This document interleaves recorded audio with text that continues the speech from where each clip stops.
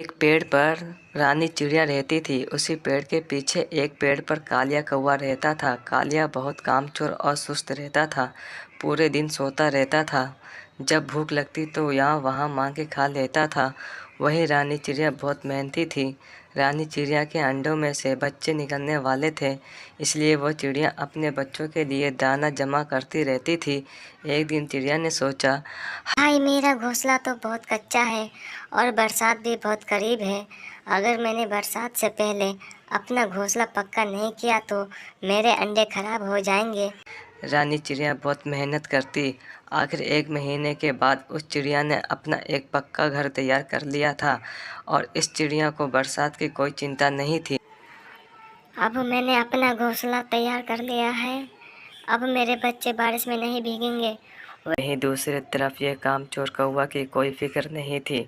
वो बस अपने घोंसले में पूरे दिन आराम करता रहता था। एक दिन रानी चिड़िया उस कौवे के पास आई और कहने लगी, कौवे भैया, आप ऐसे भी क्या सुस्ती हर वक्त आराम करते रहते हो? कुछ तो काम किया करो, बरसात का वक्त करीब है। मैंने अपना घर पक्का कर लिया है, तुम भी अपना घर पक्का कर लो बरसात से पहले, वरना कहाँ रहोगे तुम? अरे चिड़िया बहन, तुमने अपना घर पक्का कर लिया तो तुम अब मुझे सिखा रही हो। तुम मुझे अपना काम मत बताओ। जब बारिश होगी तो मैं देख लूँगा। तुम यहाँ से चले जाओ, मेरा सुकून खराब मत करो। कौवे की बात सुनकर वो रानी चिड़िया बहुत उदास हो जाती है और अपने घर वापस आ जाती है। मैंने तो कौवा भैया को अच्छे के लिए बोला था, कौवा भैया तो मुझ पे ही गुस्सा हो गए। बीतते गए दिन रानी चिड़िया के 4 खूबसूरत बच्चे हुए। चिड़िया बहुत खुश थी। अब बस बारिश ही होने वाली है, मेरे तो बच्चे भी हो गए हैं। अब मुझे कोई चिंता नहीं है। एक दिन बहुत तेज हवा चलने लगी और अचानक बहुत बारिश भी होने लगी।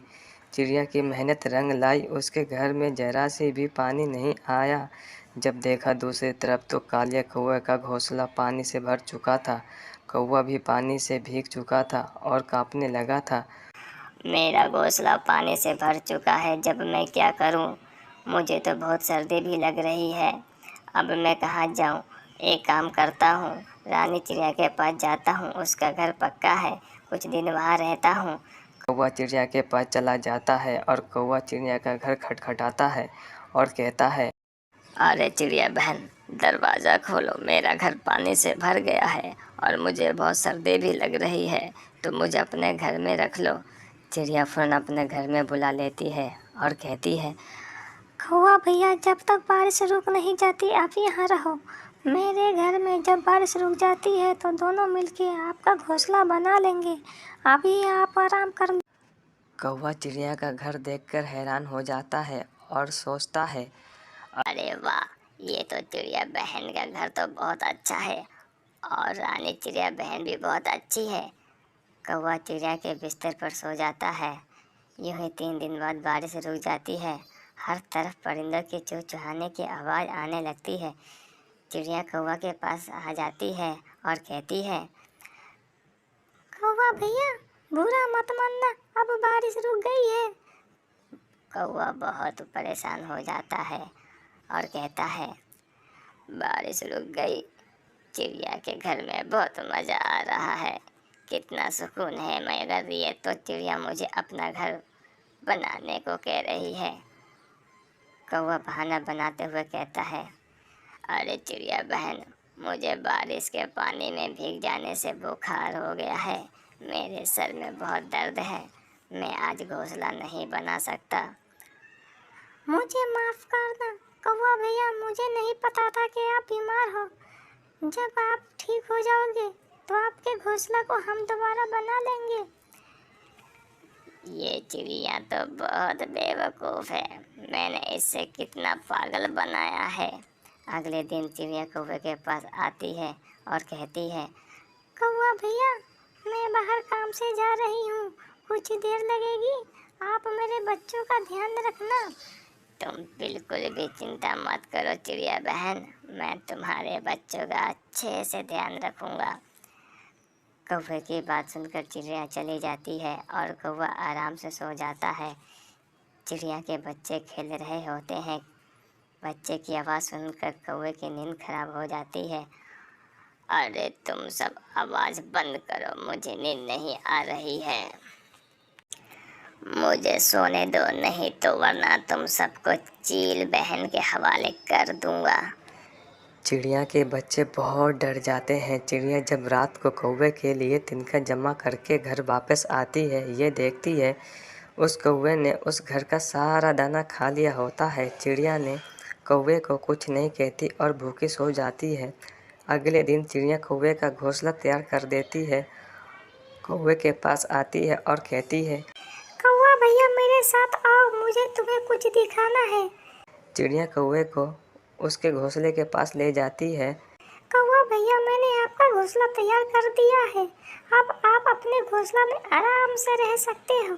चिड़िया की यह बात सुनकर वह बहुत गुस्सा हो जाता है और मन में कहता है, ये चिड़िया तो बहुत चालाक निकली, अब मैं इधर कैसे रहूँगा। मुझे तो चिड़िया के आरामदायक घर का आदत लग गया है। चिड़िया इतना कहकर वहाँ से वापस आ जाती है। कौवे के उसके घोंसले में बिल्कुल आराम नहीं आ रहा था। वह चिड़िया के घर के पास जाता है और झूठ मूठ कहता है, चिड़िया बहन मेरे घर में सांप आ गया है, उससे बचकर तुम्हारे पास आ गया हूँ। चिड़िया उसके चालाकी को समझ जाती है कि कौवा झूठ बोल रहा है। इसको मेरे घर में बिना मेहनत करे खाने और सोने की आदत लग गई है। चिड़िया ने कौवे को सबक सिखाने का फैसला कर लिया था। अगले दिन जब कौवा छोटा बहाना बना के चिड़िया के घर आता है तो चिड़िया कहती है, कौवा भैया मेरे बच्चे बहुत बीमार हैं और वह सो रहे हैं और बिस्तर भी खाली नहीं है, आप कहीं और चले जाओ, मेरे बच्चे आपकी आवाज़ सुन के परेशान हो जाएंगे। कौवा चिड़िया की यह बात सुनकर अपने घोंसले में आ जाता है और कहता है, इस चिड़िया को क्या हो गया? इस चिड़िया ने मुझे घर में रहने से क्यों मना कर दिया?